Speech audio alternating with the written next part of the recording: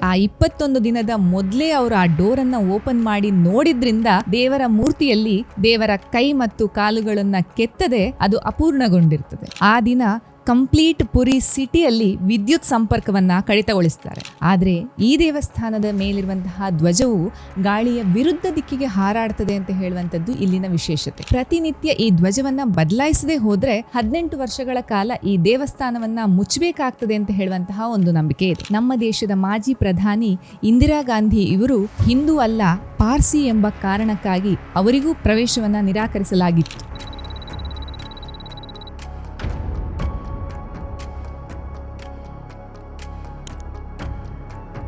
ಭಾರತದ ಒರಿಸ್ಸಾ ರಾಜ್ಯದ ಪುರಿಯಲ್ಲಿ ವೈಜ್ಞಾನಿಕ ನಿಲುವನ್ನು ಮೀರಿರುವಂತಹ ಒಂದು ಅದ್ಭುತವಾದಂತಹ ಕತೆ ನಮಗೆ ನೋಡ್ಲಿಕ್ಕೆ ಸಿಗ್ತದೆ. ಸೈಂಟಿಫಿಕಲಿ ಎಲ್ಲಾ ರೀತಿಯ ಅಧ್ಯಯನಗಳನ್ನ ಮಾಡಿದ್ರೂ ಸಹ ಇಲ್ಲಿಯ ರಹಸ್ಯವನ್ನ ಭೇದಿಸ್ಲಿಕ್ಕೆ ಸಾಧ್ಯ ಆಗೋದಿಲ್ಲ. ಪುರಿಯು ಬದ್ರಿನಾಥ, ದ್ವಾರಕಾ, ಕಾಶಿ, ರಾಮೇಶ್ವರಂ ಹೀಗೆ ಹಿಂದೂ ಪವಿತ್ರ ತೀರ್ಥಕ್ಷೇತ್ರವಾಗಿದೆ. ಈ ಕಥೆಯು ಪುರಿಯ ಜಗನ್ನಾಥ ದೇವಾಲಯದ ಸುತ್ತ ಸುತ್ತುತ್ತದೆ. ಈ ದೇವಾಲಯದಲ್ಲಿ ಶ್ರೀ ಕೃಷ್ಣನ ನಿಜವಾದ ಹೃದಯ ಮಿಡಿತದೆ ಅಂತ ಹೇಳುವಂಥದ್ದು ಅಲ್ಲಿನ ಜನರ ನಂಬಿಕೆ. ಸಾಮಾನ್ಯವಾಗಿ ದೇವರ ವಿಗ್ರಹವನ್ನ ಲೋಹದಿಂದ ಅಥವಾ ಕಲ್ಲಿನಿಂದ ಕೆತ್ತಲ್ಪಟ್ಟರೆ, ಈ ದೇವಾಲಯದಲ್ಲಿ ದೇವರ ಮೂಲ ವಿಗ್ರಹವನ್ನ ಮರದಿಂದ ತಯಾರಿಸಿರುವಂಥದ್ದು ಇಲ್ಲಿಯ ವಿಶೇಷತೆ. ಈ ದೇವಾಲಯದ ಬಗ್ಗೆ ಇರುವಂತಹ ಒಂದು ದಂತಕಥೆಯನ್ನ ನೋಡ್ತಾ ಹೋದ್ರೆ, ಕ್ರಿಸ್ತಪೂರ್ವ 3102 ಇಸ್ವಿಯಲ್ಲಿ ಜರ ಎನ್ನುವ ಬೇಟೆಗಾರನ ಬಿಲ್ಲಿನಿಂದ ಹೂಡಿದ ಬಾಣದಿಂದ ಕೃಷ್ಣನು ಮರಣವನ್ನ ಹೊಂತಾನೆ. ಪಶ್ಚಾತ್ತಾಪದಿಂದ ಈ ಬೇಟೆಗಾರ ತಾನೇ ಸ್ವತಃ ಕೃಷ್ಣನ ಅಂತಿಮ ವಿಧಿವಿಧಾನಗಳನ್ನ ಪೂರೈಸ್ತಾನೆ.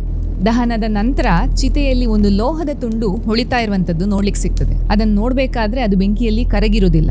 ಈ ಬೇಟೆಗಾರ ಆ ಲೋಹದ ತುಂಡನ್ನ ಅಲ್ಲಿಂದ ತೆಗೆದುಕೊಂಡು ಹೋಗಿ ಅದನ್ನ ಮಾರಾಟ ಮಾಡ್ಲಿಕ್ಕೆ ಟ್ರೈ ಮಾಡ್ತಾನೆ. ಆದ್ರೆ ಇದನ್ನ ಯಾರು ಮುಟ್ಲಿಕ್ಕೂ ಧೈರ್ಯ ಮಾಡೋದಿಲ್ಲ. ಆಗ ಅವನು ಆ ಲೋಹದ ತುಂಡನ್ನ ಒಂದು ಮರದ ಹಲಗೆ ಮೇಲೆ ಇಟ್ಟು ನೀರಲ್ಲಿ ತೇಲಿ ಬಿಡ್ತಾನೆ. ಹೀಗಿರ್ಬೇಕಾದ್ರೆ ಗುಪ್ತ ಸಾಮ್ರಾಜ್ಯದ ರಾಜ ಇಂದ್ರದ್ಯುಮ್ನ ವಿಷ್ಣುವಿನ ಪರಮ ಭಕ್ತನಾಗಿರ್ತಾನೆ. ಅವನಿಗೆ ವಿಷ್ಣುವು ಕನಸಲ್ಲಿ ಬಂದು ಒಂದ್ಸಲ ಪ್ರೇರಣೆಯನ್ನ ನೀಡ್ತಾನೆ. ಹೊಳೆಯಲ್ಲಿ ಸಿಗುವಂತಹ ಭಗವಂತನ ಅಂಶವನ್ನು ಹೊಂದಿರುವಂತಹ ಮರದ ಹಲಗೆಯನ್ನ ಹಿಂಪಡೆಯುವ ರೀತಿಯಲ್ಲಿ ಕನಸಿನಲ್ಲಿ ನೋಡಿದ ಹಾಗೆ ಹೊಳೆಯಲ್ಲಿ ಅವನಿಗೆ ಆ ಮರದ ಹಲಗೆಯೂ ಸಿಗ್ತದೆ. ಅದನ್ನ ತಗೊಂಡು ಬಂದಂತಹ ರಾಜ ಅದರಲ್ಲಿ ದೇವರ ಮೂರ್ತಿಯನ್ನ ಕೆತ್ಲಿಕ್ ಸ್ಟಾರ್ಟ್ ಮಾಡ್ತಾನೆ. ಆದ್ರೆ ತುಂಬಾ ಜನ ಕುಶಲಕರ್ಮಿಗಳು ಬಂದ್ರೂ ಸಹ ರಾಜನಿಗೆ ಸ್ಯಾಟಿಸ್ಫೈ ಆಗುವ ರೀತಿಯಲ್ಲಿ ದೇವರ ವಿಗ್ರಹವನ್ನ ಕೆತ್ಲಿಕ್ ಸಾಧ್ಯ ಆಗುದಿಲ್ಲ. ಆ ಟೈಮಲ್ಲಿ ವಿಶ್ವಕರ್ಮ ಅಂತ ಹೇಳುವಂತಹ ಒಬ್ಬ ಕುಶಲಕರ್ಮಿ ತಾನು ವಿಗ್ರಹವನ್ನ ಕೆತ್ತಿ ಕೊಡ್ತೇನೆ, ಆದ್ರೆ ನನಗೆ 21 ದಿನಗಳ ಟೈಮ್ ಅನ್ನ ಕೊಡ್ಬೇಕು. ಆ 21 ದಿನದ ಟೈಮಲ್ಲಿ ನನಗೆ ಯಾರೂ ಡಿಸ್ಟರ್ಬ್ ಮಾಡುವ ಹಾಗಿಲ್ಲ ಅಂತ ಹೇಳುವಂತಹ ಒಂದು ಕಂಡೀಷನ್ ಅನ್ನ ಹಾಕ್ತಾನೆ. ಈ ಕಂಡೀಷನ್ಗೆ ರಾಜ ಒಪ್ತಾನೆ. ಆ ಕುಶಲಕರ್ಮಿ ತನ್ನ ಕೆಲಸವನ್ನೂ ಸ್ಟಾರ್ಟ್ ಮಾಡ್ತಾನೆ. ಸ್ವಲ್ಪ ದಿನಗಳ ಕಾಲ ಕೆಲಸದ ಶಬ್ದ ಹೊರಗಡೆ ಕೇಳಿಸ್ತಾ ಇರ್ತದೆ. ಆದ್ರೆ ನಂತರದಲ್ಲಿ ಆ ಶಬ್ದ ಸ್ವಲ್ಪನೇ ಕಡಿಮೆ ಆಗ್ತಾ ಹೋಗ್ತದೆ. ಕುತೂಹಲ ತಡೆಯದ ರಾಣಿ ರಾಜನಿಗೆ ಬಲವಂತ ಮಾಡಿ ಡೋರ್ ಅನ್ನ ಓಪನ್ ಮಾಡಿ ನೋಡ್ತಾಳೆ. ಅಲ್ಲಿ ಜಗನ್ನಾಥ, ಬಲಭದ್ರ, ಸುಭದ್ರ ಈ 3 ದೇವರ ವಿಗ್ರಹಗಳು ನೋಡ್ಲಿಕ್ಕೆ ಸಿಗ್ತದೆ. ಆದ್ರೆ ಆ 21 ದಿನದ ಮೊದಲೇ ಅವರು ಆ ಡೋರ್ ಅನ್ನ ಓಪನ್ ಮಾಡಿ ನೋಡಿದ್ರಿಂದ ದೇವರ ಮೂರ್ತಿಯಲ್ಲಿ ದೇವರ ಕೈ ಮತ್ತು ಕಾಲುಗಳನ್ನ ಕೆತ್ತದೆ ಅದು ಅಪೂರ್ಣಗೊಂಡಿರ್ತದೆ. ಈಗಲೂ ಸಹ ಪುರಿಯ ಜಗನ್ನಾಥ ದೇವಾಲಯಕ್ಕೆ ಭೇಟಿ ನೀಡಿದ್ರೆ ನಾವು ನೋಡುವಂತಹ ದೇವರ ವಿಗ್ರಹದಲ್ಲಿ ಕೈ ಮತ್ತೆ ಕಾಲು ನೋಡ್ಲಿಕ್ಕೆ ಸಿಗುದಿಲ್ಲ. ಇದೊಂದು ಅಪೂರ್ಣವಾದಂತಹ ವಿಗ್ರಹವಾಗಿರ್ತದೆ. ಪ್ರಭು ಜಗನ್ನಾಥನ ವಿಗ್ರಹದಲ್ಲಿ ಅದೇ ಮೆಟಲ್ ಪೀಸ್ ಅನ್ನ ಜೋಡಿಸಲಾಗಿತ್ತು. ಇದನ್ನ ಸಾಕ್ಷಾತ್ ಕೃಷ್ಣನ ಹೃದಯ ಅಂತ ಹೇಳಿ ನಂಬ್ತಾರೆ. ಮರದ ವಿಗ್ರಹದ ಒಳಗಿರುವಂತಹ ಮೆಟಲ್ ಪೀಸ್ ನಮಗೊಂದು ಕಾಮನ್ ಅಂತ ಅನ್ಸಿದ್ರು, ಸಾಮಾನ್ಯದಂತೆ ಕಂಡ್ರೂ ಕೂಡ ಇದ್ರೊಳಗಿರುವಂತಹ ಸೈನ್ಸ್ ಅನ್ನ ನಾವು ಅಬ್ಸರ್ವ್ ಮಾಡ್ಬೇಕು. ಕಲ್ಲು ಮತ್ತೆ ಮೆಟಲ್ನ ಥ್ರೂ ಕರೆಂಟ್ ಪಾಸ್ ಆಗ್ತದೆ, ಆದ್ರೆ ಮರದ ಥ್ರೂ ಕರೆಂಟ್ ಪಾಸ್ ಆಗೋದಿಲ್ಲ. ಆದ್ರಿಂದಲೇ ಈ ದೇವಸ್ಥಾನದಲ್ಲಿ ಮರದ ವಿಗ್ರಹವನ್ನ ಬಳಸಿರ್ತಾರೆ. ಪ್ರತಿ 12 ವರ್ಷಕ್ಕೊಂದ್ಸಲ ಈ ಮರದ ವಿಗ್ರಹವನ್ನ ಅವರು ಚೇಂಜ್ ಮಾಡ್ತಾರೆ. ಆ ಮೆಟಲ್ ಹೃದಯವನ್ನ ಹೊಸ ವಿಗ್ರಹಕ್ಕೆ ಜೋಡಣೆ ಮಾಡಲಾಗ್ತದೆ. ಯಾಕೆಂತ ನೋಡ್ಲಿಕ್ಕೆ ಹೋದ್ರೆ ಈ ಮೆಟಲ್ನ ಹೃದಯದಿಂದ ಹುಟ್ಟುವಂತಹ ಒಂದು ಹೈ ಎಲೆಕ್ಟ್ರಿಸಿಟಿಯಿಂದ ಆ ಮರದ ವಿಗ್ರಹ ಡ್ಯಾಮೇಜ್ ಆಗ್ತದೆ. ಅದಕ್ಕೋಸ್ಕರ ಪ್ರತಿ 12 ವರ್ಷಕ್ಕೊಂದ್ಸಲ ಆ ಮರದ ವಿಗ್ರಹವನ್ನ ಬದಲಾಯಿಸಿ ಹೊಸ ವಿಗ್ರಹಕ್ಕೆ ಈ ಹೃದಯವನ್ನ ಜೋಡಣೆ ಮಾಡ್ತಾರೆ. ಪುರಿಯಲ್ಲಿ ಈ ದಿನವನ್ನ ಬಹಳ ವಿಜೃಂಭಣೆಯಿಂದ ಆಚರಿಸ್ತಾರೆ.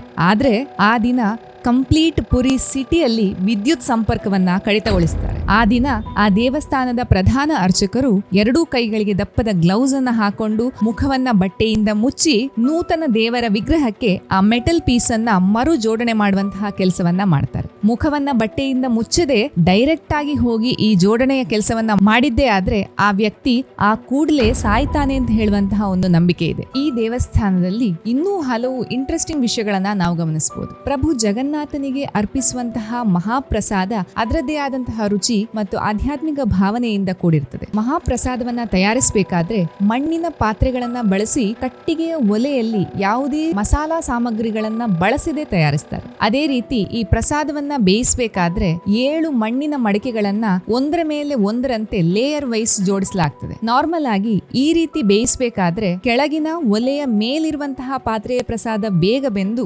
ಕೊನೆಯಲ್ಲಿ 7ನೆಯ ಪಾತ್ರೆಯಲ್ಲಿರುವಂತಹ ಪ್ರಸಾದ ಬೇಯಬೇಕು. ಆದ್ರೆ ಇಲ್ಲಿ ಒಂದು ಪವಾಡ. ಇಲ್ಲಿ 7ನೆಯ ಪಾತ್ರೆಯಲ್ಲಿರುವಂತಹ ಪ್ರಸಾದವು ಫಸ್ಟ್ ಬೆಂದು ಮತ್ತೆ 6ನೇ ಪಾತ್ರೆಯಲ್ಲಿರುವಂತದ್ದು ಇದೇ ರೀತಿ ಬಂದು ಕೆಳಗೆ ಒಲೆಯ ಮೇಲಿರುವಂತಹ ಪಾತ್ರೆಯಲ್ಲಿರುವಂತಹ ಪ್ರಸಾದ ಕೊನೆಯಲ್ಲಿ ಬೇಯುತ್ತದೆ. ಆದ್ರೆ ಎಲ್ಲಾ ಪಾತ್ರೆಯ ಪ್ರಸಾದ ಯಾವುದೇ ಕ್ವಾಂಟಿಟಿಯಲ್ಲಿ ಮಾಡಿದ್ರೂ ಪ್ರತಿದಿನ ಅದರದ್ದೇ ಸೇಮ್ ಟೇಸ್ಟ್ ಅನ್ನ ಹೊಂದಿರ್ತದೆ. ಅಷ್ಟೇ ಅಲ್ಲ, ಎಷ್ಟೇ ಜನ ಭಕ್ತರು ಬಂದ್ರೂ ಇಲ್ಲಿ ಪ್ರಸಾದ ವಿತರಣೆ ನಿರಂತರವಾಗಿ ನಡೀತಾ ಇರ್ತದೆ. ಯಾವತ್ತೂ ಅಗತ್ಯಕ್ಕಿಂತ ಹೆಚ್ಚಾಗ್ಲಿ ಕಡಿಮೆ ಆಗ್ಲಿ ಆಗುದಿಲ್ಲ. ಇಲ್ಲಿ ಮುಖ್ಯ ದೇವಸ್ಥಾನದ ಶಿಖರದ ಮೇಲೆ ಒಂದು ಧ್ವಜ ಹಾರಾಡ್ತದೆ. ಧ್ವಜವು ಗಾಳಿಯ ಅಭಿಮುಖವಾಗಿ ಹಾರಾಡುವಂಥದ್ದು ನಮ್ಗೆಲ್ಲ ತಿಳಿದಿರುವಂತ ವಿಷಯ.